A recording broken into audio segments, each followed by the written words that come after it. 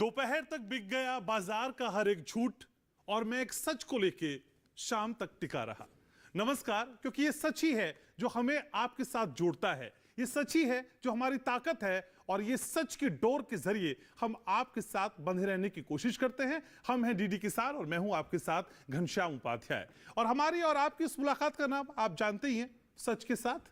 क्योंकि सच के साथ वो सारी बातें हम आप तक पहुंचाने की कोशिश करते हैं जो जानना आपके लिए बेहद जरूरी है। ये बताने की कोशिश होती है कि मंडी का भाव क्या है, कौन सी फसल खेत में उगाने पर ज्यादा फायदा हो सकता है, या फिर आपको क्या नहीं करना है अगर आपको खेतों की सेहत के साथ साथ अपनी जेब की सेहत को भी सुदृढ़ और सशक्त रखना है। तो ये सारी बातें सिर्फ और सिर्फ सच के साथ में होती हैं और आप जानते ही हैं कि हर बार कोई एक ऐसा विषय हम आपके लिए लेके आते हैं जिसकी तह तक पहुंचने की कोशिश करते हैं, एक डिटेल रिपोर्ट आपको दिखाते हैं और साथ ही साथ एक विशिष्ट खास मेहमानों का पैनल मेरे साथ जुड़ता है जो आपको माइन्यूटली हर एक चीज समझाने का प्रयास करता है। तो आज हम बात करेंगे सरसों की। जी हां, सरसों के दाम में जो कमी आ रही है वो चर्चा का विषय है। आखिर क्यों एमएसपी से नीचे बिकने के लिए मजबूर है सरसों और उससे ज्यादा लाचार और परेशान सरसों के किसान नजर आते हैं। आखिर क्या वजह रही कि एमएसपी से नीचे के दाम पे बिकती हुई नजर आ रही है बाजार में ये एमएसपी,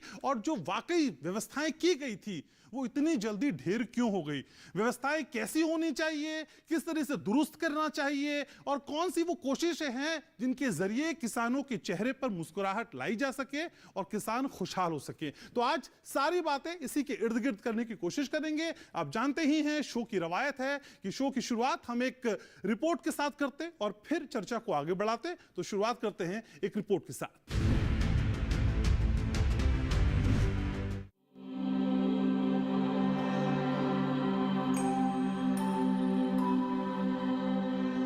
सरसों बोने वाले किसानों को इस बार बाजार से बड़ा झटका मिल रहा है। इक्का दुक्का जगहों को छोड़ दिया जाए तो ज्यादातर मंडियों में इसके भाव न्यूनतम समर्थन मूल्य यानी एमएसपी से भी नीचे चल रहे हैं। विपणन सीजन 2024-25 के लिए सरसों की एमएसपी 5,650 रुपए निर्धारित है, लेकिन सरसों उत्पादक राज्यों की मंडियों में किसानों को इतने रेट भी नहीं मिल पा रहे हैं। किसी मंडी में उन्हें एमएसपी से 500 रुपए, किसी में 1,000 रुपए तो किसी में 1,400 रुपए कम दामों पर फसल बेचनी पड़ रही है। सरसों की फसल फरवरी में ही बाजारों में आना शुरू हो जाती है, लेकिन अभी तक सरकारी खरीद ठीक से शुरू नहीं हो पाई है। दूसरी ओर इस बार सरसों के रिकॉर्ड 130 लाख टन उत्पादन का अनुमान है। विशेषज्ञ इन दोनों कारणों को भी कम दाम की वजह मान रहे हैं। ये लगातार दूसरा साल है जब किसानों को एमएसपी से कम भाव पर सरसों बेचनी पड़ रही है। ऐसा तब है जब देश में खाद्य तेलों की जबरदस्त कमी है और हमें अधिकतर तेल दूसरे देशों से आयात करना पड़ता है। वैसे खाद्य तेलों का सस्ता आयात भी कम भाव की वजह माना जा रहा है। सस्ते आयात के लिए भारत ने शून्य और रियायती आयात शुल्क पर 31 मार्च 2025 तक छूट दे रखी है। उम्मीद की जा रही है कि सरकार खरीद में तेजी के बाद मंडियों में सरसों की कीमत बेहतर हो सकती है।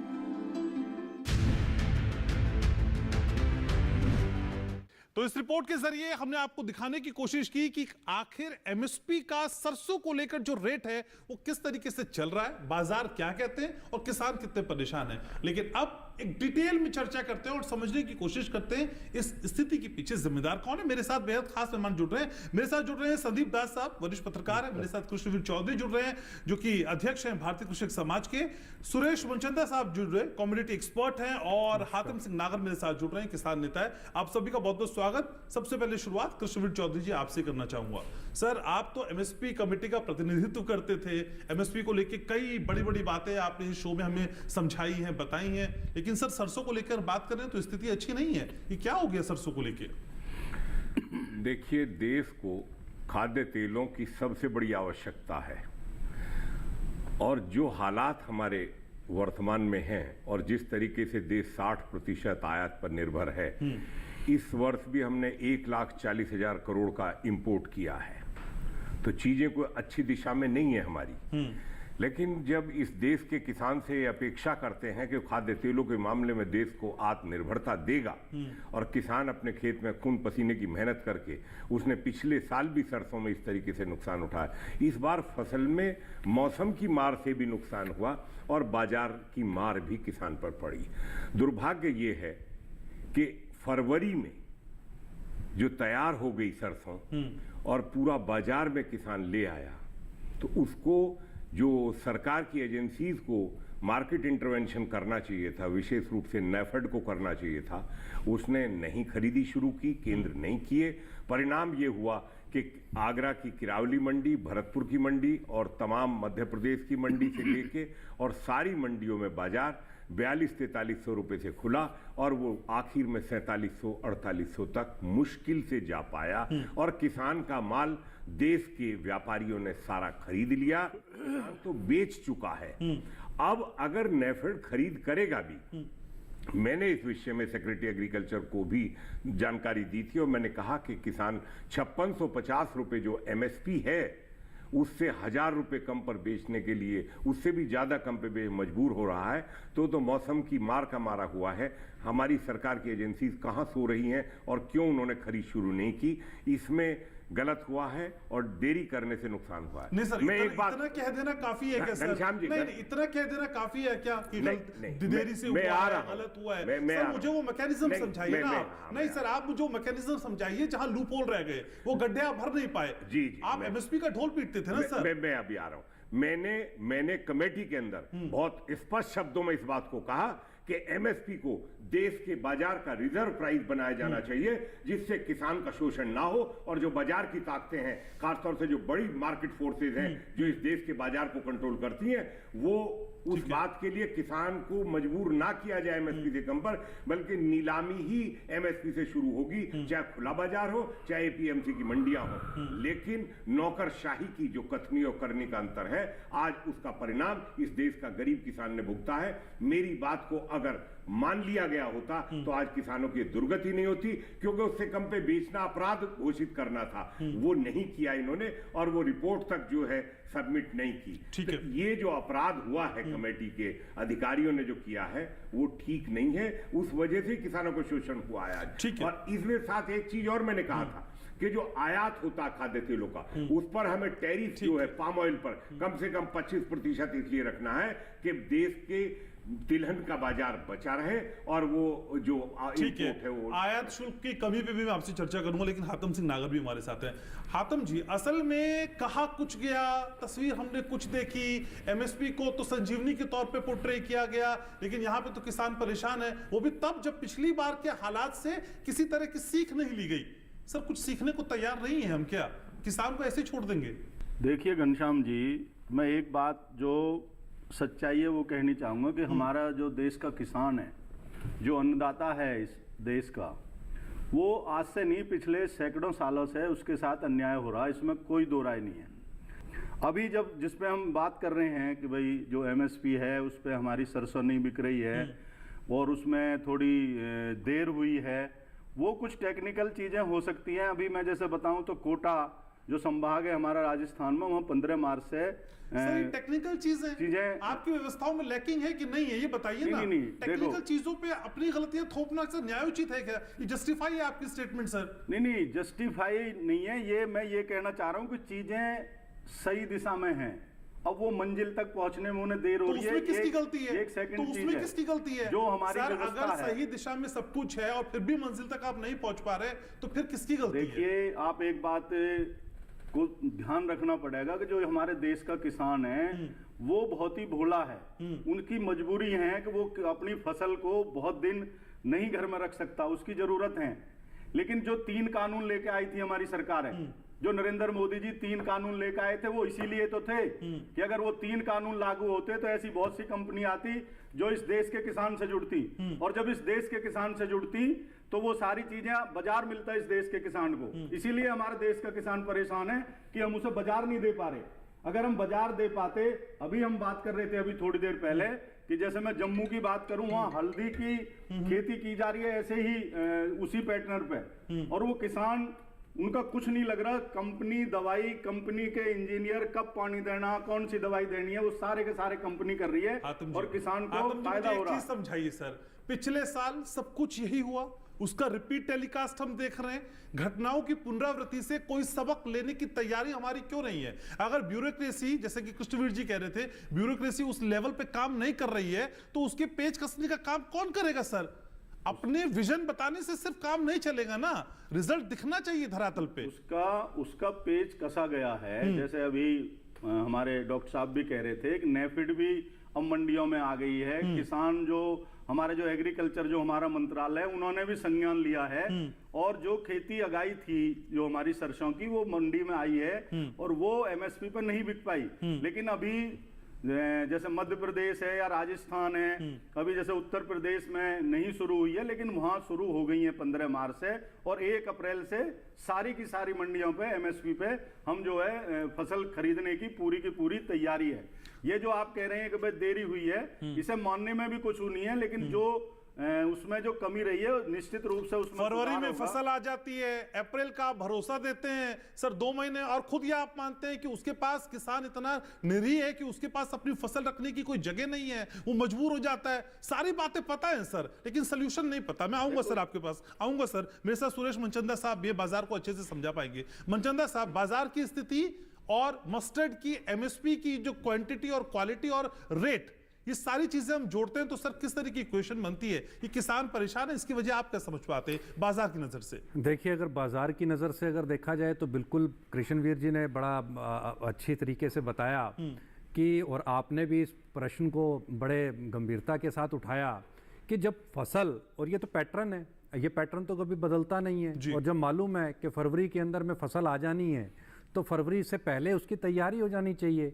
फरवरी से पहले ही उन एजेंसीज को पता लग जाना चाहिए कि हमें कौन सी फरवरी से इसकी खरीदारी करनी चाहिए, केंद्र बन जाने चाहिए खरीदारी के। ये हर साल का है।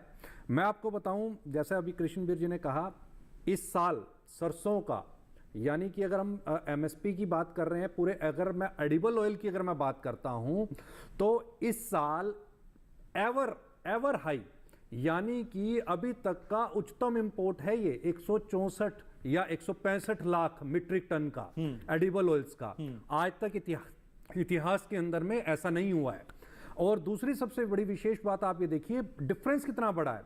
आपका खुद का जो डोमेस्टिक जो प्रोडक्शन है वो तकरीबन 78 लाख से लेकर के और 80 लाख मीट्रिक टन का है, और आप इंपोर्ट कर रहे हैं 160 लाख मीट्रिक टन। तो आप यहां पर गैप देख रहे हैं, डबल से भी ज्यादा का गैप है। तो इतनी सेंसिटिविटी तो सरकार को यहां पर पहले ही सोचनी चाहिए, जो एजेंसीज हैं उनको भी सोचना चाहिए। देखिए, एमएसपी किस लिए लेकर के आया गया? एमएसपी लाया गया ताकि किसानों का प्रोत्साहन बढ़े, उस फसल के प्रति उसका प्रोत्साहन बढ़ना चाहिए और वो उसकी प्रोडक्शन के अंदर में इजाफा लेकर के आए। लेकिन एडिबल ऑयल को लेकर के साल दर साल आपकी कंजम्पशन तो इंक्रीज हो रही है, कंजम्पशन के अंदर में कहीं भी कोई डेफिसिट नहीं है, तो उसके अकॉर्डिंगली आपका प्रोडक्शन भी इंक्रीज करना चाहिए था।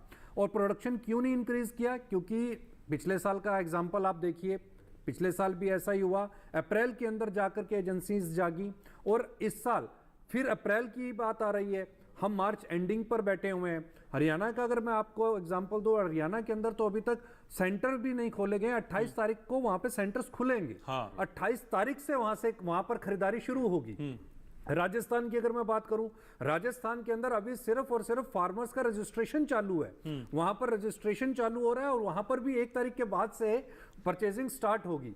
जबकि अराइवल्स जो हैं, अराइवल्स तकरीबन 15,000 से लेकर के 20,000 बैग्स हर मंडी के अंदर इस समय पर रीच कर रहा है। तो ये तो जो सरकार का जो एमएसपी वाला जो टूल है, ये तो पहले ही फरवरी के अंदर में इंप्लीमेंट हो जाना चाहिए था, ताकि किसानों को भी उससे राहत मिलती। अब होगा क्या? अब होगा ये, जब किसान बिल्कुल खाली हो चुका है, किसान ने मंडी के अंदर में माल दे दिया है, और अब जिन ट्रेडर्स के पास में, स्टॉकिस्ट के पास में अब ये माल है, उनसे एजेंसीज प्रोक्योर करेंगी। ट्रेडर्स ने परचेज किया आपसे 4200 रुपए से लेकर के और 4800 और 5000 रुपए मैक्सिमम तक का जो भाव है, और अब ये बिकेगा 5650 रुपए एमएसपी पर। देखिए 650 रुपए का ये जो डिफरेंस है, ये जाना किसको चाहिए था? ये टेक्निकली जाना चाहिए था फार्मर की जेब के अंदर में। जाएगा कहां? कहीं और जाएगा। अब उन किसानों की जिन्होंने पछेती खेती की है, उन पछेती खेती करने वाले फार्मर्स तो चलो मानते हैं कि भैया उनके हो सकता है कि 15 दिन लेट फसल पहुंचेगी मंडियों के अंदर में, हो सकता है कि वो एजेंसीज को बेच पाएं, लेकिन जो अभी तक मंडी के अंदर में आ चुकी उसका क्या? यहां तक सबसे बड़ी चीज दूसरी, यहां पर जो कमी मैं महसूस करता हूं, देखिए आपने हमेशा 2 इंटरनेशनल एडिबल ऑयल को प्रमोट करने की यहां पर कोशिश की, पाम ऑयल को और दूसरा सबसे बड़ा राइस ब्रान ऑयल को। इसकी ब्लेंडिंग की जाती है।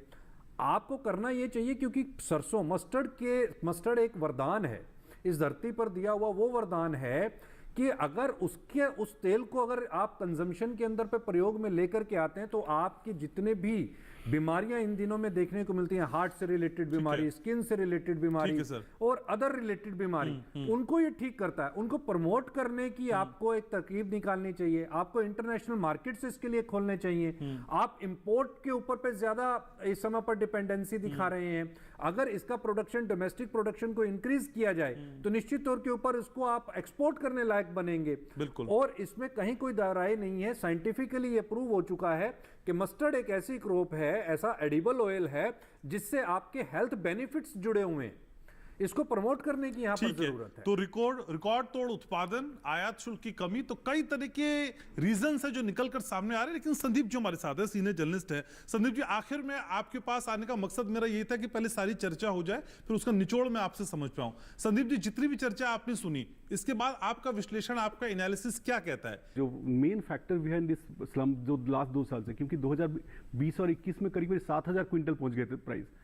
इस बार बम्पर प्रोड्यूसर भी है उसके ऊपर, बट एडिबल ऑयल का इंपोर्ट का पैटर्न देखिए, जो इंपोर्ट ड्यूटी है अभी, अगर सरसों का तेल भी आप अगर मंथ ऑन मंथ का कंपेयर कर, रिटेल प्राइस 18% डाउन हुआ है रिटेल प्राइस में, बता रहा हूँ जो आंकड़ा दिखा रहा है अभी, जो लास्ट फरवरी का आंकड़ा है। तो एक तरफ सरकार और जितना भी कमोडिटी में जो इन्फ्लुएंसर का बातें सरकार करती है, उसमें से एडिबल ऑयल का ओनली इन्फ्लुएंसर तो माइनस में दिख रहा है, सबका ऊपर जा रहा है। तो उस सरकार उसको टिंकर नहीं की, उसके चक्कर में। और ग्लोबल प्राइस भी वो एक बड़ा फैक्टर था कि 2022 के बाद से काफी गिरा है, मई के बाद से काफी गिरा है पाम ऑयल का प्राइस। तो अभी थोड़ा सा स्टेबिलिटी आ गया फर्स्ट प्राइस में। तो अगर पाम ऑयल इंपोर्ट हो रहा है 60 रुपया 70 रुपया पर लीटर में, आपका सरसों का तेल अगर उस हिसाब से ले लो, अगर 80-90 रुपया में अगर है, रिटेल प्राइस नहीं बोल रहा हूँ, तो ऑब्वियसली जो कंजम्पशन बढ़ जाता है। तो ये प्रोक्योरमेंट के थ्रू इस प्राइस को ठीक किया नहीं सकता। मेरे जितना जानकारी नहीं कर सकते, क्योंकि सरकार कितना खरीद सकती है? 1 मिलियन 2 मिलियन टन खरीद सकती है, ये थोड़ी इतना प्रोडक्शन 14 मिलियन टन अगर सब रिकॉर्ड है इस बार प्रोडक्शन। तो बात ये कि पर सर सवाल ये नहीं कि कितना खरीद सकती है, खरीदा ही नहीं गया। सवाल तो ये है ना सर, उसकी मात्रा क्या होगी वो अलग मसला है, लेकिन शुरुआत जो खरीदी की होनी चाहिए थी वो नहीं हुई। फरवरी में फसल आ गई और अभी तक नहीं खरीदी गई। वो कोशिश, वो एफर्ट क्यों नजर नहीं आया सर? आप पिछले का आंकड़ा भी देखोगे, नाफेड और संस्था, इनका कैपेसिटी नहीं है खरीदने के लिए। मैं फ्रैंकली बता दूं, इनका इतना कैपेसिटी नहीं है। नाफेड का ऑयल सीड का प्रोक्योरमेंट देखोगे इज हार्डली बहुत कम है। तो ये एग्जिस्ट क्यों कर रही है सर फिर? नहीं, वो एग्जिस्ट अलग बात है, बट फैक्ट मींस दैट आप अगर एडिबल ऑयल इंपोर्ट ड्यूटी इतना कम 5%, 5.5% इंपोर्ट ड्यूटी में अगर इंपोर्ट करोगे, ऑब्वियसली डोमेस्टिक प्राइस, ये पूरा global price impacting the domestic price. आप तमाम ये जितना भी आप फूड इंडस्ट्री आप देख रहे हो, सारा एडिबल ऑयल देते हैं। आप मस्टर्ड जितना हम घर में खा ले, सारा जो फूड इनसे होटल फूड, जितना भी भुजिया, जितना भी सब पकौड़ा खाते हैं, सारा चीज पाम ऑयल में चलता है।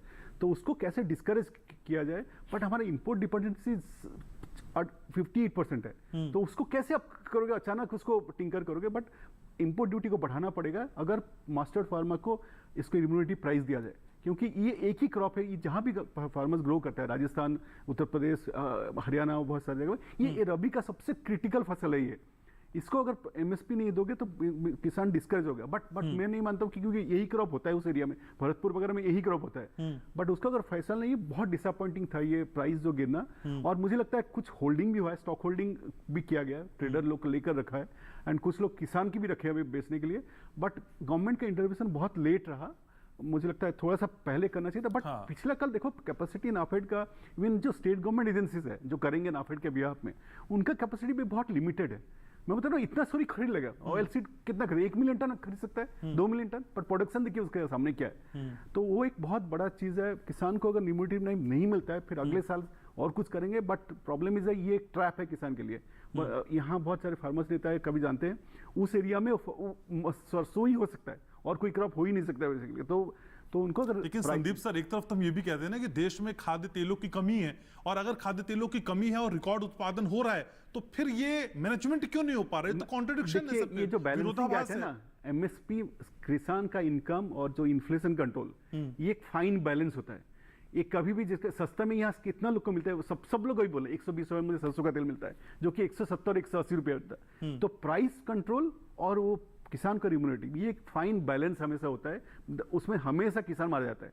अगर कल ये सरसों का तेल अगर बढ़ जाए दाम 170 रुपए पड़ जाए, हम ही लोग चिल्लाने लगे देखो इन्फ्लेशन बढ़ गया, कंज्यूमर रेट बढ़ गया, तो ये जो सरकार को जो बैलेंस करना पड़ता है, रिजर्व बैंक ने बोल दिया कि 4% का इन्फ्लेशन हो सकता है, +-2%, मतलब 6% बढ़ सकता है। बट ये 6% क्या रियलिस्टिक है? बेसिकली क्या हम लोग प्राइस देना नहीं चाहिए? जो एडिबल ऑयल जो प्राइस, जो रिम्यूनिटी प्राइस है, तो रिम्यूनिटी प्राइस जो फार्मर्स को मिलता है और जो ग्लोबल डिमांड, वो जो बैलेंस है वो बहुत क्रिटिकल होता है। एंड बहुत लोग खुश होते हैं कि माइनस में जा रहे थे एडिबल ऑयल को, बट लेकिन सर इसी बैलेंस को मेंटेन करने की तो उम्मीद की जा रही थी। मैं बहरहाल आऊंगा आपके पास सर। डॉक्टर कृष्णवीर भी हमारे साथ है। तो कृष्णवीर जी, ऐसे में जो क्रॉप डाइवर्सिफिकेशन की बात करते हैं, फसल विविधीकरण की बात करते हैं और बोलते हैं कि इस तरह से हम किसानों को प्रोत्साहित कर सकते हैं, सर प्रोत्साहन कहाँ? ये तो हतोत्साहित करने वाली बात है जो स्थिति दिख पा रही है। पहले मैं 2-3 बिंदु जो मिस्टर दास ने उठाए हैं उस पर बात करूंगा। पहली बात तो यह है कि पाम ऑयल जो होता है वो इंपोर्ट हो रहा है, और वो सस्ता इंपोर्ट हो रहा है। ड्यूटी उस पर जो है बिल्कुल कम कर दी गई है। लेकिन क्या पाम ऑयल विकसित देशों के अंदर खाने में प्रयोग किया जाता है? नहीं। क्या पाम ऑयल हेल्थ के लिए, मानव स्वास्थ्य के लिए ठीक है? नहीं, किसी कीमत पर नहीं। तीसरी बात, अभी आपने कहा कि 80-90 रुपए लीटर सरसों का तेल है। सरसों का प्योर तेल आज भी 180 रुपए से कम कहीं नहीं बिकता, और जो 130 रुपए आप कह रहे हैं वो 60 रुपए वाला जो ब्लेंडिंग पाम ऑयल करके किया जा रहा है वो 130 रुपए बेचा जा रहा है। ये सब ब्लेंडिंग का जो खेल है इंडस्ट्री का, वो खुल के पता होना चाहिए। तीसरा बिंदु आपने कहा कि वो नेफेड का प्रोक्योरमेंट का जो कैपेसिटी है बहुत कम है। ये सही बात है, कम है। लेकिन जब मैंने एमएसपी कमेटी के अंदर न्यूनतम समर्थन मूल्य को रिजर्व प्राइस देश का करने की बात रखी, तो उसमें क्या आपत्ति रही और क्या उसमें दिक्कत है? कोई उसमें फाइनेंशियल लायबिलिटी नहीं थी सरकार की, कोई उसमें किसी को कोई परेशानी नहीं थी, कोई एडमिनिस्ट्रेटिवली इम्प्लीकेबल करने में कोई दिक्कत नहीं थी।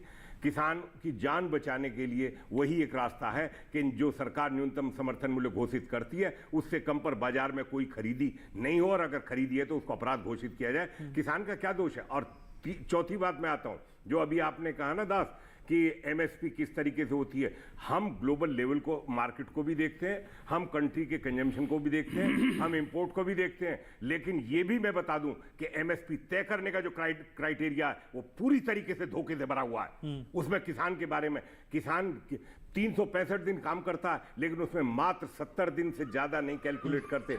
पशुओं का है वो 20 दिन का यूज करते हैं, तो बाकी खड़े हो खाता है। तो ये उपभोक्ता के नाम पर, अंतर्राष्ट्रीय दामों के नाम पर उसको जानबूझकर एमएसपी मिनिमाइज रखा जाता है। ये सच्चाई है। एक प्रदेश में लागत क्या आ रही है, दूसरे प्रदेश में ज्यादा आ रही है, उसको बीच में डिवाइड करके उसे तय करते। लेकिन बात सिर्फ इतनी भर है कि एमएसपी जो बिल्कुल मिनिमम है, न्यूनतम है। मैंने कोई ये नहीं कहा कि प्रॉफिटेबल बात मैं नहीं कर रहा हूं, मैं किसानों को लाभकारी मूल्य की बात नहीं कर रहा हूं। लाभकारी मूल्य का तो सपना देखना ही छोड़ दें। मेरा सिर्फ ये कहना है कि न्यूनतम समर्थन मूल्य को, इस देश को कानूनी जो जानकार बात है, रिजर्व प्राइस किया जाएगा, तभी किसान बचेगा। और इस देश के तिलहन जैसी फसल जिसके लिए क्रॉप डाइवर्सिफिकेशन की बात करते हैं, अकेले राजस्थान में 40% सरसों की पैदा की जाती है, और सूखा एरिया है बिल्कुल, सिंचाई के लिए पानी भी नहीं लगता। देश को जरूरत है, हम 1,40,000 करोड़ का 165 लाख टन का आयात करते हैं, फिर हम इस तरीके की बात करते हैं, किसान को मरवाने काम करते हैं, बिचौलियों के हवाले करने काम करते हैं, और एजेंसी का दोष है इसमें पूरी तरीके से। और पॉलिसीज में सुधार की तत्काल आवश्यकता है। तो पॉलिसीज में सुधार की तत्काल आवश्यकता है। चर्चा को आगे बढ़ाएंगे, लेकिन एक छोटा सा ब्रेक यहाँ रुक ले रहे हैं, और ब्रेक के बाद जब लौटेंगे तो समझेंगे यही कि एमएसपी के नाम पे जो किया जा रहा है, क्या वो उतना फ्रूटफुल नहीं है या वो उतना प्रभावी नहीं है जितना उससे उम्मीद की जा रही थी, और दूसरे कारण क्या हो सकते हैं जिसकी वजह से किसान आज भी हाशिए पे खड़ा नजर आता है। एक छोटा सा ब्रेक, जल्द लौट रहे हैं। रानी अबक्का देवी का नाम सुना है तुमने? हमने तो सुना है, लेकिन अगर आप लोगों ने नहीं सुना तो फिकर नॉट। फ्रीडम फाइटर्स की कहानियां दिखाएंगे दूरदर्शन पर हर रविवार सुबह 11 बजे। क्रिश, ट्रिश और बाल्टी बॉय।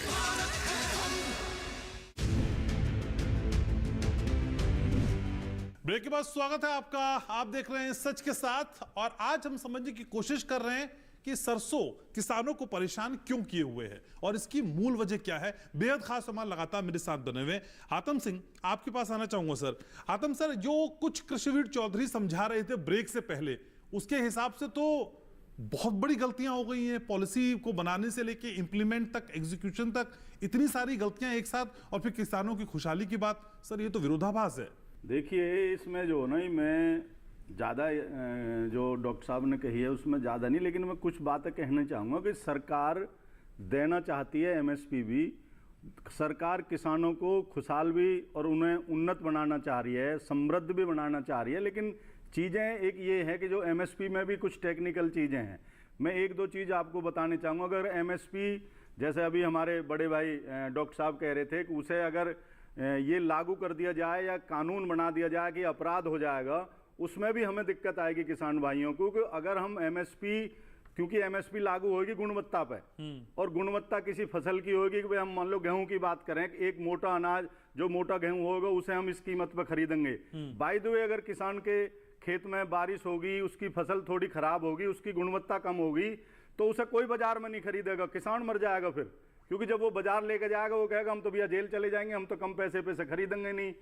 और दूसरी चीज ये है कि जो सरकार सोच के चल रही है कि अगर इस पे ये कानून आ जाता है, कानून आने पे बाद में सरकार और वो कंपनी और एक किसान तीनों कानून के अंदर आएंगे, उसमें भी किसान को दिक्कत आएगी बहुत। मतलब मैं एक बात आपको कहना चाहता हूं, जैसे सभी हमारे साथी बता रहे हैं कि सर, आप इतनी बातें समझा जाते, लेकिन ये नहीं समझा पाते कि फरवरी में आई फसल को मार्च तक खरीदा क्यों नहीं जाता। देखो, अभी भी मेरा ये मानना, जो मेरे पास जानकारी है कि 25% फसल आई है अभी मार्केट में, और वो भी जो अगेती फसल थी वो आई है मार्केट में। अभी 70% या 65% फसल अभी है, और सरकार उस पर एक्शन लेते हुए नेफिड को भी और राज्य सरकारों से भी वो कही गई है कि आप इसे अपने सरकारी जो हमारा न्यूनतम दर है उस पर खरीदी जाए। नहीं सर, किस बात का इंतजार करती हैं ये ऑर्गेनाइजेशन? नहीं, इंतजार कब तक करती हैं? जब 70% हो जाएगा, 80% हो जाएगा, मतलब क्या सर क्राइटेरिया क्या है? शुरू से नहीं लेंगे ना किसान, जब आएगा शुरुआत में तो नहीं लेंगे, इसका मतलब। ये मैं मान लेता हूं कि उसमें देरी हुई है, वो देरी नहीं होनी चाहिए, क्योंकि किसान हमारे देश का एक नाजुक ऐसी चीजें हैं कि जो बेचारा पूरा साल, गर्मी हो, सर्दी हो, बरसात में अपने खेत में लग रहा है, वो चीजें भी सुधारी। मेरा सिर्फ ये कहना कि हम, ये जो सरकार है, ये किसानों के प्रति पूरी समर्पित है, और जो चीजें खराब है बहुत दिन से उसे धीरे धीरे धीरे सुधारा जा रहा। निश्चित रूप से वो किसानों के प्रति संवेदनशील है कि किसान इस देश का उन्नत और समृद्ध हो। सरकार की संवेदनशीलता पे किसी को शक नहीं है, लेकिन उसके नीचे का जो मैकेनिज्म है वो ढीला है सर आपका, वो काम ही नहीं कर रहा है। जब तक उसको आप कसेंगे नहीं, जब तक वहां उस तरह की फुर्ती संचार नहीं कर पाएंगे, तब तक सरकार के विजन का कुछ नहीं हो सकता। ये आप ठीक कह रहे हैं, और उस पर भी काम हो रहा है। जो चीजें बहुत दिन से, कैसा काम है मुझे ये बताइए ना। पिछले साल हमने यही देखा, किसान परेशान हुआ पिछले मस्टर्ड को लेके, इस साल भी परेशान है। अभी तो जो सुधार क्या किया सर? अभी जो रवि की, देखो सरकार का काम था, जैसे रवि की फसल आई उससे पहले उन्होंने अपनी एमएसपी की घोषणा कर दी, चने की, गेहूं की, सरसों की, कुसुम की, वो पहले ही होगी। अब आप कह रहे हैं कि जो मंडी में वो एमएसपी पर नहीं खरीदी जा रही या नेफेड में लेट पहुंच रहा है, वो चीजें भी निश्चित रूप से सुधार में है और वो एक तरीका से कार्य कर रही हैं। आप देखना बहुत जल्दी ये भाव गिरेंगे, जैसी सरकारी खरीद शुरू होगी ये भाव बढ़ जाएंगे जो किसान को आज कम मिल रहे हैं। और जिसने सस्ते में बेच दिया उसका क्या सर? अब ये मैं क्या कह सकता हूं, मैं किसानों के लिए तो कुछ कह नहीं सकता, क्योंकि मैं खुद किसान हूं। किसान की मजबूरी है को सर, हम तो आपको किसान नेता बता रहे हैं ना सर, आपके नाम के नीचे चल रहा है हातम सिंह नागर साहब किसान नेता। सर, किसान नेता सिर्फ नेतागिरी तक नहीं ना सर, किसानों के दर्द को तो समझना होगा। किसानों के दर्द को पूरी तरह से समझा जा रहा है, जो चीजें हैं वो बनाई जा रही हैं और उन पे निश्चित रूप से काम भी हो रहा है। सर, और वो थोड़ा सा कृष्णवीर चौधरी जिस तर्कों के साथ आपको घेर रहे हैं उन्हीं तर्कों के साथ जवाब दीजिए ना सर। निबंध मत लिखिए सर, ऐसे राइटिंग नहीं हो रहा है। ऐसा है आप ना। तर्क बताइए। कृष्णवीर चौधरी ने जितने पॉइंट रेस किए उसके बावजूद आप बताइए कि ऐसा क्यों नहीं कर पाए आप। आपकी मशीनरी कहां फेल हो गई? देखिए, जो मशीनरी फेल हो गई है उसमें जो देरी हुई है, पहले भी फसलें ये जो है सर, रिपीट कर रहे हैं सर, कुछ अपनी जो है बातों नहीं, को रिपीट कर नहीं रहे रहे। जो अगाई फसल है वही अभी मार्केट में आई है। अभी नेफिड भी पहुंच गई है, 15 मार्च से रजिस्ट्रेशन शुरू हो गए हैं। मैं नहीं कह पाता ना कि भाई किसान को मैं यूं कहूं कि भाई उसने इतनी समझ होनी चाहिए कि किसान 10 दिन लेट हो जा। अच्छा। नहीं है उनकी बस की 10 दिन। ये चीज जो कमी है उसे तो मानने के लिए तैयार हूं, लेकिन ऐसा नहीं है कि सरकार सो रही है, सरकार किसानों के प्रति संवेदनशील नहीं है। वो लगातार वाच कर रही है और बहुत जल्दी आप देखना कि ये भाव उठेंगे, निश्चित रूप से उठेंगे। जैसी सरकारी खरीदारी शुरू होगी ये भाव उठने शुरू हो जाएंगे। चलिए, हमारी इस प्रोग्राम की कोशिश भी यही है कि सर गिरते हुए भाव उठें और कम से कम जो मशीनरी सोई हुई है वो जाग जाए। हमारे साथ मनचंदा साहब भी है। मनचंदा साहब, 2020 से 2022 तक का एक आंकड़ा जो बताता है कि एमएसपी में किसानों को बहुत अच्छा मिला और इस दौरान जो रकबा था उसमें तेजी से बढ़ोतरी हुई और 70 लाख हेक्टेयर से 100 लाख हेक्टेयर पे वो पहुंच गया।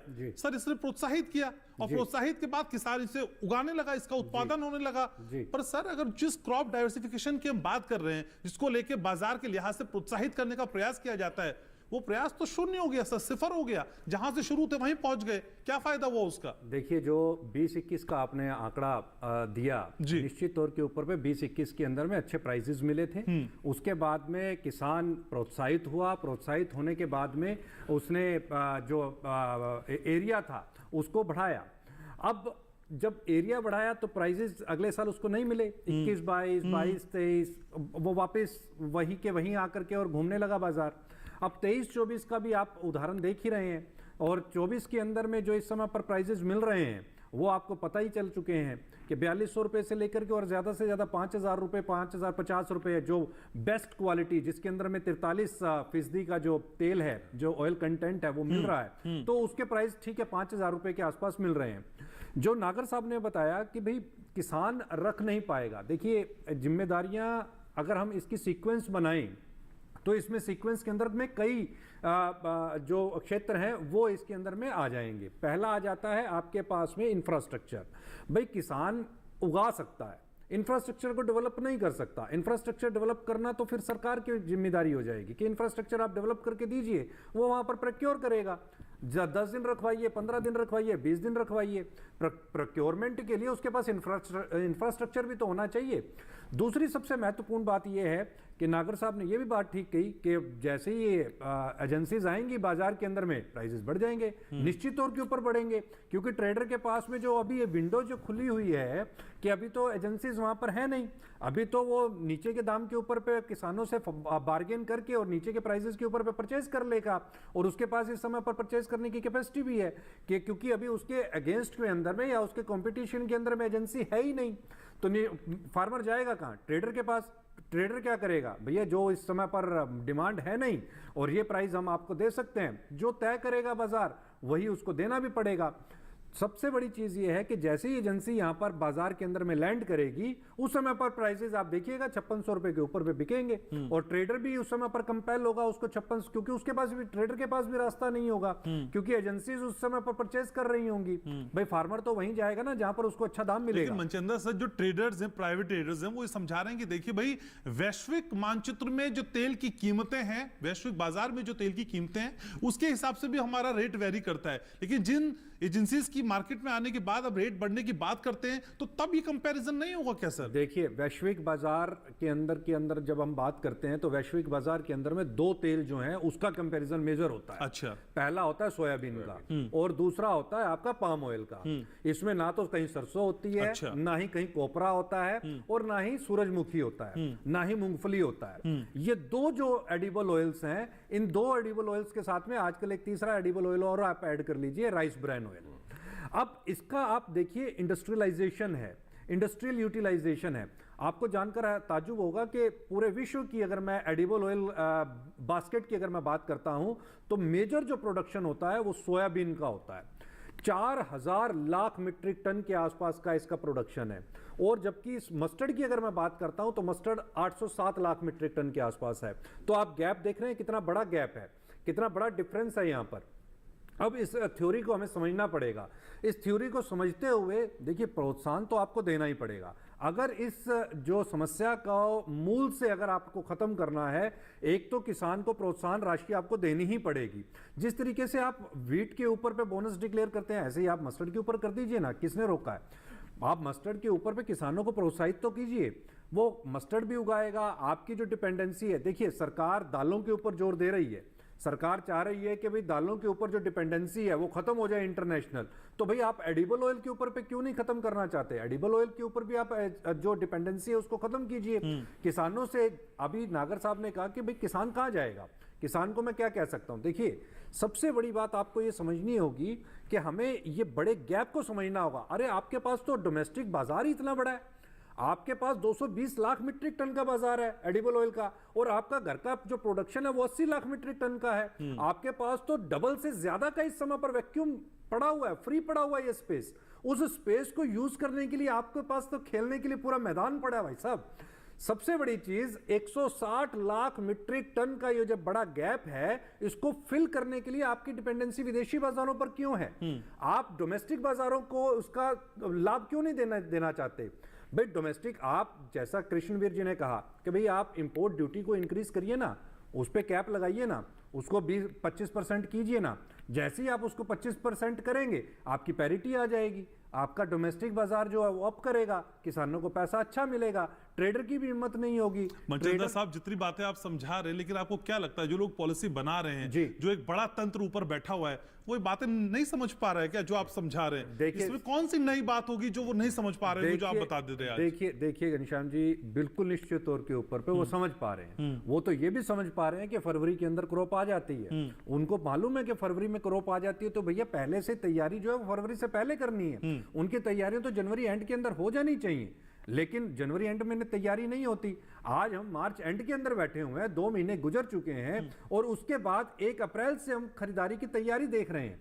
भाई हरियाणा के अंदर 28 तारीख से है, राजस्थान के अंदर में जो कि मेजर बास्केट है सरसों का, जहां पे मतलब 44 से लेकर के और 60 लाख मीट्रिक टन का आपका प्रोडक्शन होता है, वो मंडियों के अंदर भी अभी तक आपकी तैयारी पूरी नहीं हुई है खरीदारी करने के लिए, केंद्र नहीं बने। ठीक है, तो कागजों में पॉलिसी बनने से लेके एग्जीक्यूशन तक बहुत बड़ा गैप है, जिसे कम करने की कोशिश करनी चाहिए। मनचंदा साहब भी समझाने का प्रयास कर रहे हैं, लेकिन संदीप सर, असल में जो स्थिति हम देख पा रहे हैं उसके हिसाब से क्या हम ये कह सकते हैं कि हमारे पास सिर्फ प्लान ए है, वो फेल हो जाता है तो प्लान बी जैसी कोई चीज हमारे पूरे प्रोसीजर में, पूरी प्रक्रिया में नहीं है, हम ए पर ही ठिठक कर सिमट कर रह जाते हैं? नहीं, ये देखिए, इसको पूरा ग्लोबली थोड़ा सा सप्लाई डिमांड सप्लाई पे सिचुएशन में समझना पड़ेगा। आप मस्टर्ड और पाम ऑयल के साथ कंपेयर नहीं कर सकते। एडिबल ऑयल इंपोर्ट ड्यूटी बढ़ाना एक अलग मुद्दा है, उसको करोगे तो थोड़ा पैरिटी आ जाएगा प्राइस में, but mustard oil palm oil के साथ compete कर ही नहीं सकता है। और इंडिया जो ग्रो, सरकार का भी प्लान है जो पाम ऑयल करने का, वो 1 मिलियन टन का करना है अगले 5 साल में। तो ये जो इंडोनेशिया मलेशिया से compete करना बहुत मुश्किल है, क्योंकि वो जो सस्ता ऑयल, क्योंकि पाम ऑयल कंटेंट वो एक अलग विषय है, पाम ऑयल कंटेंट बहुत ज्यादा होता है, ऑयल कंटेंट उसमें ज्यादा होता है, वो यहाँ ग्रो ही नहीं सकता है। नॉर्थ ईस्ट स्टेट में कर रहे हैं। ये जो प्रोक्योरमेंट वाला जो बंदा है, अभी भी इस टाइम है, अभी भी प्रोक्योरमेंट जैसे शुरू होगा, मैं अभी भी मानता हूँ, नागर उन्होंने बोला, अभी भी किसानों के पास ज्यादातर फसल अभी भी है, ये पीक नहीं पहुंचा है। जो पीछे रह गए, जिनको नुकसान हो गया, उनका क्या सर? ये संबंधित जो फिक्स्ड एमएसपी 1000 एमएसपी से कम पे लोगों ने बेचा है सर। 1000 का वो क्वालिटी के पैरामीटर, जो पैरामीटर क्वालिटी का है उस हिसाब से नीचे होगा, क्योंकि मैं बहुत किसानों से बात किया हूँ, जो 5650 रुपए वाला क्वालिटी अभी भी किसान होल्ड करके रखा हुआ है। अच्छा। क्योंकि मस्टर्ड एक ऐसा फसल है, उसको आप स्टोर कर सकते हो, ये नहीं कि कल इमीडिएटली आपको मार्केट में लाना पड़ेगा। और किसान का अगला क्रॉप अभी बाकी है, कभी मतलब खरीफ का फसल अभी बाकी है। ये गवर्नमेंट का इंटरवेंशन, गवर्नमेंट खरीद नहीं सकता, ये आपको मानना पड़ेगा, नाफेड के सारा खरीद लेगा।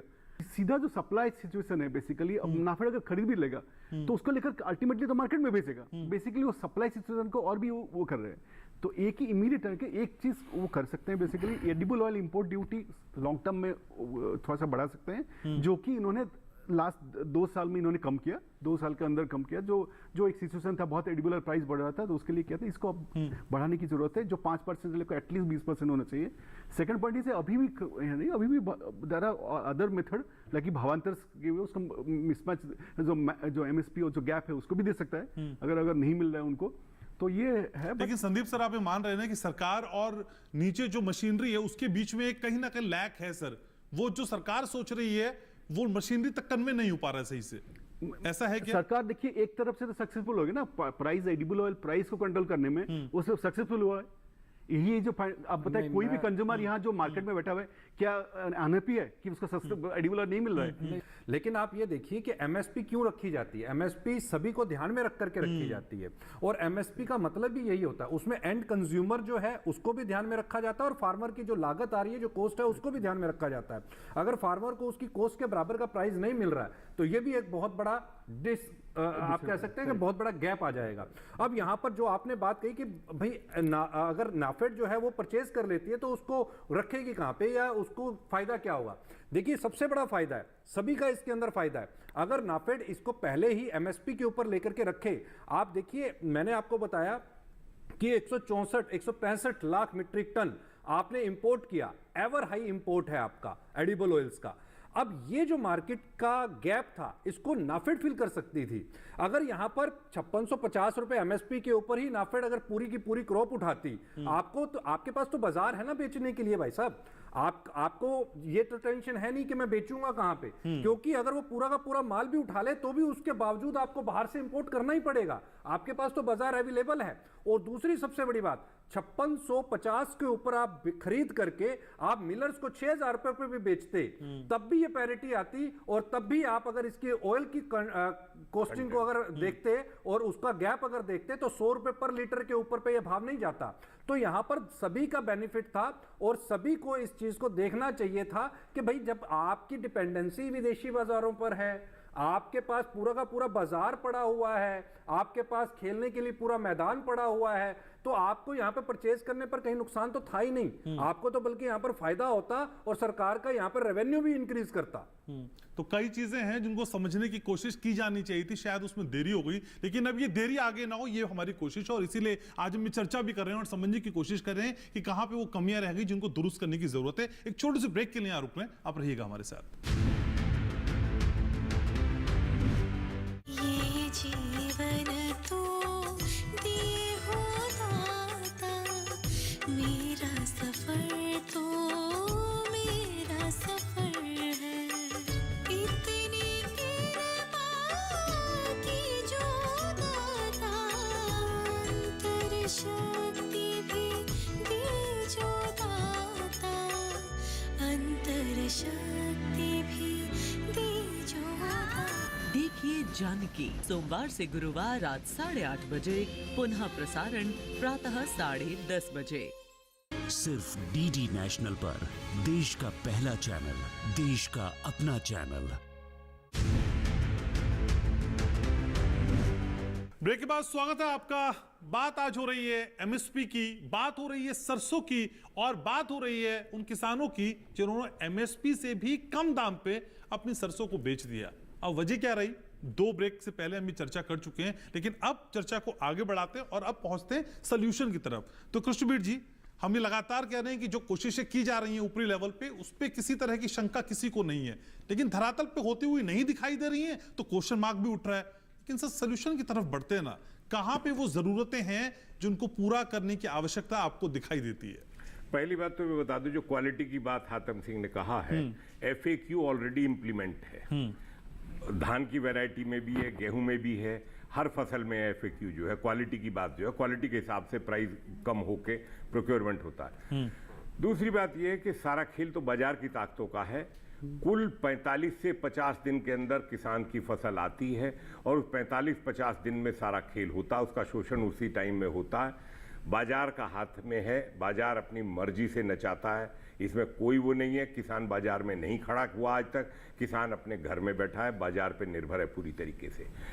जब तक बाजार को नहीं सुधारेगी सरकार, तब तक किसान का शोषण होता रहेगा। और ये कोई 1000, 2000, 4000 करोड़ की किसानों का शोषण नहीं है, ये शोषण बाजार की ताकतों के द्वारा भारी भारी लूट है पूरी तरीके से। मैं अभी दलहन की बात आई, मैं बता दूं कि 4200 रुपये और 4300 रुपये मूंग की दाल जो किसानों को बेचने के लिए मजबूर कर दिया गया, तो दाल तो जो है बाजार में 120 रुपये से कम नहीं बिकी, ये कहना गलत है। और मस्टर्ड का तेल ये भी सोच लीजिए कि पाम ऑयल खिला के हम फार्मा सेक्टर के लिए बाजार बना रहे हैं। इतना सस्ता की बात और महंगे की बात नहीं है। ह्यूमन हेल्थ भी सबसे बड़ी बात है, वो खिलवाड़ करना ठीक नहीं है। दुनिया के विकसित देशों में पामोलिन खाने में प्रयोग नहीं होता, लुब्रिकेशन ऑयल के रूप में प्रयोग किया जाता है। इसीलिए, और सरसों के साथ तो तब भी इंटरनेशनल खेल किया गया था जब आर्जिमोन की मिक्सिंग करी गई, जबकि आर्जिमोन तो जून में पकता है और वो सब एक ब्लेंडिंग का खेल होता है, सारा किया। और ये अभी जो कहा मनचंदा जी ने, सही कहा कि दुनिया का बाजार तो सोयाबीन और पाम ऑयल पर है। मस्टर्ड तो उसमें कहीं गिनती में नहीं आता। और मस्टर्ड जो है वो भारत के खाद्यान्न का सबसे बड़ी संस्कृति का, जो फूड कल्चर का सबसे इंपॉर्टेंट तेल है और वो मानव स्वास्थ्य के लिए सबसे बेस्ट तेल है, इसमें कोई दो राय नहीं है। लेकिन जिस बाजार पे आप सवाल खड़े कर रहे हैं सर, ये वही बाजार था ना जिसने 2020-21 में इतना प्राइस दिया जो एमएसपी से भी बहुत आगे था। ये बाजार इतना ही खराब था तो तब इसने प्राइस कैसे दे दिया? पाम ऑयल की जो ड्यूटी थी, हाँ। और जो इंटरनेशनल जो मार्केट था उसको देख के, और इंटरनेशनल मार्केट जो है वो खिलाड़ी खेलते हैं, देश का किसान उसमें कुछ नहीं कर सकता। और जो सब्सिडाइज है सर, इंटरनेशनल रेट को अभी इस वक्त तो हम मानने को तैयार नहीं होते, लेकिन तब आप कहते हैं कि इंटरनेशनल रेट के हिसाब से था। जितनी भारी सब्सिडी वो करते हैं, हाँ। उसका कंपटीशन हम नहीं कर सकते। भारत का किसान की स्थिति नहीं है, उतनी हमारी आर्थिक क्षमता नहीं है। हम तो पीस क्लॉज पर चल रहे हैं सब्सिडीज में, अगर हम बात करें तो। और वो पीस क्लॉज टेम्परेरी क्लॉज है भारत के लिए, कोई परमानेंट क्लॉज नहीं है। तो हमें तो बाजार को रेगुलेट करने की व्यवस्थाओं में बाजार को सुधारना पड़ेगा। और जब तक बाजार को निरंकुश रखेंगे, बाजार को अंकुश लगाना जरूरी है। किसान को अगर बचाना की नियत है तो करना पड़ेगा। और जहां तक ब्यूरोक्रेसी का सवाल है, भाई ब्यूरोक्रेसी लॉबीज के लिए काम करती है, किसान की कोई लॉबी नहीं है, इसलिए किसान की वकालत जो है नहीं हो पाती। और किसान का समय पर बाजार जो शोषण करता है उस समय चेक एंड ब्रेक हो तो किसान भी बचेगा। सर अच्छा था वो ना, जब हम क्वेश्चन रेस करते वक्त 2-3 सोल्यूशन भी बता दें। बाजार पे अंकुश रखना है तो कैसे सर? 2 एग्जांपल बता दीजिए मुझको। मैं एक ही एग्जांपल बता रहा हूं। मैं चने की एग्जांपल देख लिया, मूंग की दाल का देख लिया, सोयाबीन का है, मस्टर्ड का है। आपको जब तक न्यूनतम समर्थन मूल्य का मतलब है लागत मूल्य, सिर्फ लागत मूल्य, और उसे आप रिजर्व प्राइस करने में प्रॉब्लम क्या है? मेरा सबसे बड़ा सॉल्यूशन का सवाल इस बात का है, मैं तो एमएसपी कमेटी में कह चुका हूं कि मुंह मत फेरिए, सच्चाई को, हकीकत को स्वीकार करिए। 50 दिन के अंदर जो इस देश का बाजार जो किसानों को शोषण करता है और उसके बाद वो ताकते जो है 1 हफ्ते के अंदर बाजार शूटअप कर जाता है, तो ये ठीक नहीं है। किसान को प्रोटेक्शन का रास्ता नहीं, किसान भीख नहीं मांग रहा किसी से, किसान अपनी लाभकारी मूल्य नहीं कह रहा, सिर्फ न्यूनतम समर्थन मूल्य के लिए मैं रिजर्व प्राइस करने की व्यवस्था कह रहा हूं। मैं उदाहरण दे रहा हूं, फूड कॉर्पोरेशन ऑफ इंडिया ने अगर अपना गेहूं ऑक्शन किया तो फूड कॉर्पोरेशन ऑफ इंडिया ने रिजर्व प्राइस 2140 रुपए घोषित किया। क्यों? क्योंकि वो सरकार का माल है, उस पर रिजर्व प्राइस जरूरी है। और जहां तक नेफेड की बात कर रहे हो, मैं नेफेड के बोर्ड पे 6 साल तक डायरेक्टर रहा हूं। नेफेड की स्थिति सिर्फ एक सीमा तक है। नेफेड सिर्फ एक इंटरवेंशन करता है, इससे ज्यादा नहीं कर सकता।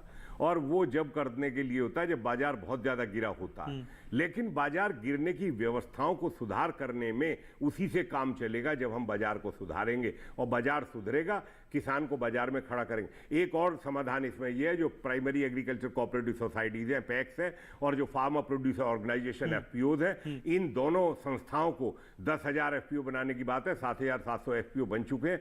67,000 पैक्स है जिसमें 30-32 हजार काम करने लगी है। इनको एमएसपी पर प्रोक्योरमेंट में 1.25 लाख करोड़ रुपए जो पैक्स को दिया है गोडाउन स्टोरेज के लिए बनाने के लिए 5 साल के लिए, तो वो इसीलिए है कि ये एमएसपी के प्रोक्योरमेंट में भागीदार बने, तब किसान बचेगा। ठीक है, तो मनचंदा साहब, बाजार को अगर कृष्णवीर चौधरी की नजर से देखें तो सबसे बड़ा विलन तो बाजार ही है।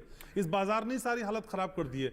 ये बाजार को आप कैसे समझते हैं सर? क्योंकि उससे ज्यादा आपसे ज्यादा अच्छी एक्सपर्टीज तो नहीं किसी की। देखो, बाजार को आप विलन कहें या हीरो कहें, लेकिन अल्टीमेटली बाजार ही भाव भी देता है। जब प्राइसेस अप जाते हैं तो उसका निर्धारण भी बाजार ही करता है। आज अगर हल्दी आपकी तकरीबन 19,000 20,000 रुपए पर क्विंटल पे बिक रही है तो भाव देने वाला भी बाजार ही है। और किसी टाइम पे अगर सरसों आपकी 7,000 रुपए के ऊपर बिकी है तो वो बाजार ने ही खरीदी थी। देखिए, रिजर्व प्राइस केवल डोमेस्टिक नहीं होना चाहिए, इंटरनेशनल भी होना चाहिए।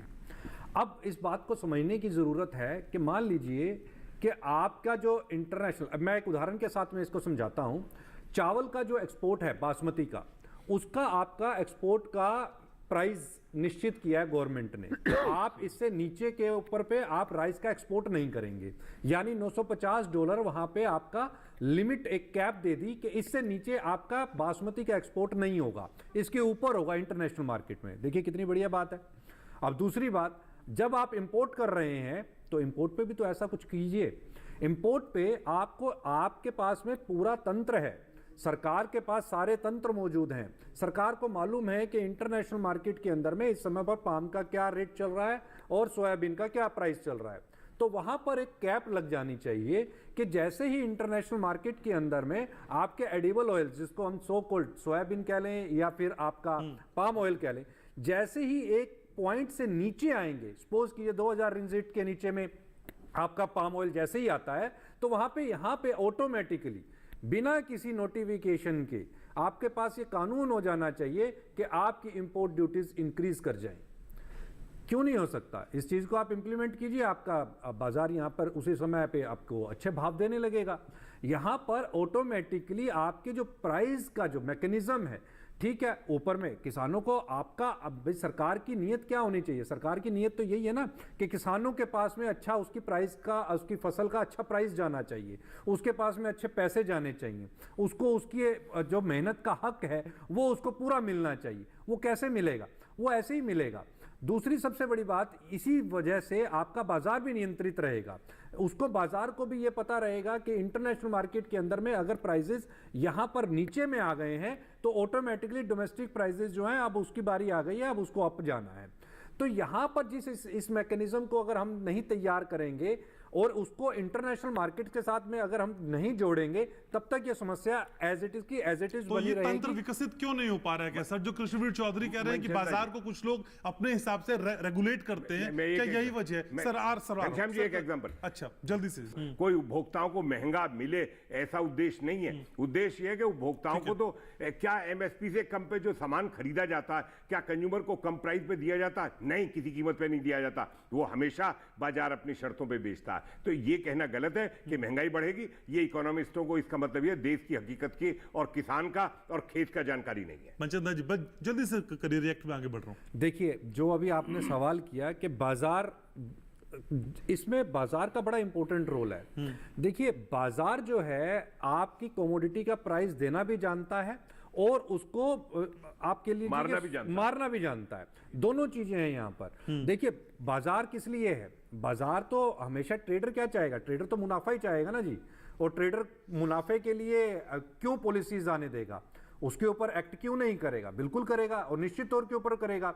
लेकिन इसीलिए मैंने यहाँ पर एक, ये जो मेरा सुझाव है आपके माध्यम से, डीडी किसान के माध्यम से सरकार को सीधा ये मैसेज है कि भाई आपको एक पॉलिसी ये डिजाइन करनी चाहिए कि इंटरनेशनल मार्केट के अंदर में जैसे ही एडिबल ऑयल के प्राइसेस जो हैं वो अगर नीचे चले जाते हैं तो यहाँ पर आपका इंपोर्ट ड्यूटी ऑटोमेटिकली इंक्रीज कर जाना चाहिए, ताकि जो डोमेस्टिक जो आपके फार्मर्स हैं उन फार्मर्स का शोषण ना हो पाए और उन फार्मर्स को उनकी मेहनत का सही मुआवजा मिले। ठीक है, तो वैश्विक बाजार में बढ़ते हुए दाम के साथ आयात शुल्क का राइज होना एक इंपॉर्टेंट फैक्टर है जो मनचंदा साहब समझा रहे हैं। लेकिन हातम सिंह नागर साहब, असल में जब इतनी सारी कोशिशें इतने बड़े लेवल पे की जा रही हैं तो उनका रिजल्ट उस तरह का नजर क्यों नहीं आता? कृष्णवीर चौधरी ने भी कई सवाल उठाए, मनचंदा साहब भी हालांकि डिफेंड करने की कोशिश कर रहे हैं मार्केट को, लेकिन किसान के लिहाज से कोई सोच नहीं रहा है क्या? अगर सोच रहा है तो फिर किसान परेशान क्यों है?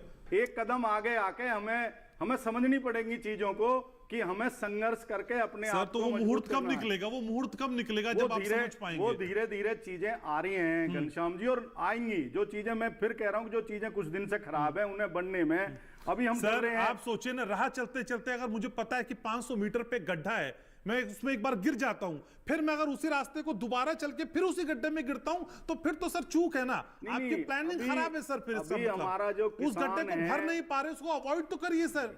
वो सारी चीजें चलाई जा रही हैं, लेकिन अभी हमारा जो किसान भाई हैं, उसे कमजोर कह लो, उसे अशिक्षित कह लो, उसे जो पुरानी हमारी पद्धति है उसे छोड़ के नई पद्धति आने में उसे डर लग रहा है, पता ना हमारे साथ जो हमारी ये जमा पूंजी है ये भी ना खत्म हो जा, इसलिए थोड़ा सा झिझक है। तो भरोसा नहीं दे पा रहे आप, वो किसानों को भरोसा नहीं दे पा रहे। ये हम कह सकते हैं कि वो चीजें अभी हम किसानों तक नहीं पहुंचा पा रहे। कुछ तो माना आपने। वो चीजें हमारी अभी वहां तक नहीं पहुंच पा रही जो हम पहुंचाने की कोशिश हम कर रहे हैं। ये निश्चित है।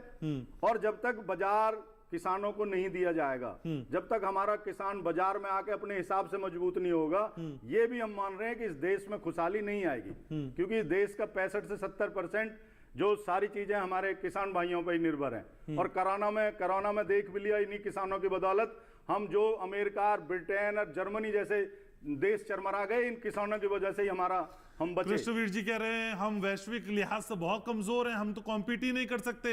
आप दूसरे देशों की तुलना करते हैं, बड़ी अजीब स्थिति है। आप कैसे, देखो मैं उनकी बात नहीं काट रहा, लेकिन आप कैसे कह सकते हो? क्यों नहीं काट रहे? जब आप एक बात बताइए ना, आप अभी लगभग 1,30,000 मीट्रिक टन का उत्पादन होने जा रहा है, जो पहले से बढ़ रहा है। तो हम कंपटीशन क्यों नहीं कर सकते? कंपटीशन तो हम कर रहे हैं, हमारे किसान कंपटीशन में तैयार खड़े हैं। उन्हें सिर्फ बाजार की आवश्यकता है, और वो बाजार जो देने की चीजें हैं वो चलाई जा रही हैं। और जिस दिन बाजार हमारे किसान को मिल गया, वो विश्व के किसी भी देश के समय नहीं मिल पा जाता। सर संदीप जी के पास जाना है सर, 1 मिनट। संदीप जी, आखिरी कमेंट, कंक्लूडिंग कमेंट आपका सर। हम जो स्थिति देख पा रहे हैं इसमें सुधार कैसे हो? 3 टिप्स अगर आप बता पाएं जो किसानों के लिए आज वरदान साबित हो। हम मस्टर्ड के बारे में आज डिस्कस कर रहे हैं बेसिकली, बट उसको आइसोलेशन में कैसे देख सकते हो? आज चना का जो फार्मर्स है वो कोई लेने वाला नहीं है, प्रोक्योरमेंट स्टार्ट हो गया, कोई नहीं, क्योंकि एमएसपी के ऊपर प्राइस दे रहा है। फायदा हो रहा है कि नहीं फार्मर्स को? तो ये चीज जो डिमांड सप्लाई गैप है, इसको कैसे जो एडिबल ऑयल है, जो मस्टर्ड ऑयल एक यूनिक चीज है बेसिकली। मस्टर्ड ऑयल आपको तो जो साथी ने बताया कि वो कैसे ग्लोबल ऑयल के साथ कॉम्पिट नहीं कर सकते हो। तो हम लोग को ये जरूरत है, सरकार को प्रोक्योर करना पड़ेगा, बट प्रोक्योरमेंट इज अभी फॉर द टाइमिंग, क्योंकि 2020-21 तो मिला था ना 7,000 पर क्विंटल। फॉर द टाइमिंग इनको एडिबल ऑयल इंपोर्ट ड्यूटी को बढ़ाना पड़ेगा, सो दैट अगला क्रॉप में, देखो मेरा जो एनालिसिस है जो अभी दिख रहा है, global palm oil price is also बढ़ेगा, क्योंकि उनका इथेनॉल में जा रहा है इंडोनेशिया, वो एक डायनामिक है सिचुएशन, बढ़ेगा। एंड ये नेक्स्ट ईयर का देखिए क्रॉप पे बेसिकली फिर बढ़ेगा, तो आपको इंपोर्ट ड्यूटी को फिर लगाना पड़ेगा। जो पैरिटी हो जाएगा दोनों ऑयल, पाम ऑयल और मस्टर्ड पैरिटी, तब कुछ आगे का प्रश्न है, क्योंकि अब पैरिटी नहीं बढ़ रहा है अभी भी, इतना कम होने के बाद भी पाम के साथ इंपोर्ट। मैं एक लास्ट पॉइंट इसमें समय जल्दी से सर, 30 सेकंड में सर। आप बार सभी ने ये चीज कही कि हम बाजार के साथ कंपीट नहीं कर सकते या इंटरनेशनल मार्केट्स के साथ कंपीट नहीं कर सकते। अरे जरूरत भी नहीं है, 140 करोड़ लोगों का देश है, इसमें आपको बाजार ढूंढने की जरूरत ही नहीं है। आपके पास तो खुद बाजार है, और इस बाजार का आप बस यूटिलाइजेशन नहीं कर। ठीक है सर, ठीक है। तो किसान के खेत से लेके बाजार तक की हकीकत को समझने की आज हमने कोशिश की। सभी खास सामानों को बहुत बहुत शुक्रिया, आपने समय निकाला, चर्चा में जुड़े, अपनी राय रखी। Thank you so very much sir. तो सच के साथ की कोशिश यही कि सच को सामने लाया जाए। एक खबर के जितने पहलू हो सकते हैं चर्चा के जरिए हम लाने की कोशिश करते हैं, और उम्मीद करते हैं कि आज की इस चर्चा से कुछ खास बातें आपको समझ आई होंगी, जो आप समझ पाए हैं, और आगे कम से कम उन बातों को इंप्लीमेंट करके, एग्जीक्यूट करके किसी तरह का कोई नुकसान कम से कम हमारे किसानों को नहीं होगा। लेकिन जो सरकार सोच रही है, उन कोशिशों को धरातल पे एग्जीक्यूट करने के लिए जो प्रयास किए जा रहे हैं, उनको दुरुस्त करने की भी कोशिश है, क्योंकि विजन शानदार है, लेकिन उसका जो इंप्लीमेंटेशन है वो उस लेवल पे नहीं हो पा रहा है। तो फिलहाल सच के साथ में आज इतना ही। देखते रहिए डीडी किसान।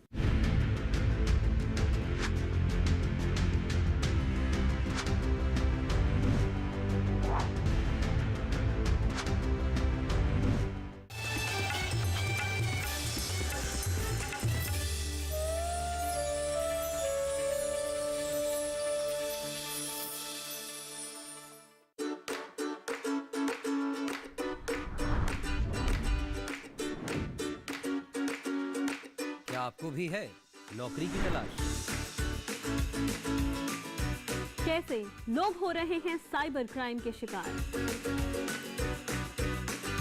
वाइल्ड लाइफ की दुनिया में क्या कुछ हो रहा है खास? किस फिल्म ने किया बॉक्स ऑफिस पर धमाल? अपनी हेल्थ और फिटनेस को मत कीजिए नजरअंदाज। जानने के लिए इन सभी सवालों के जवाब जुड़िए डीडी मॉर्निंग शो के साथ। सोमवार से शुक्रवार सुबह 8 से 9 बजे सिर्फ डीडी नेशनल पर, देश का पहला चैनल, देश का अपना चैनल।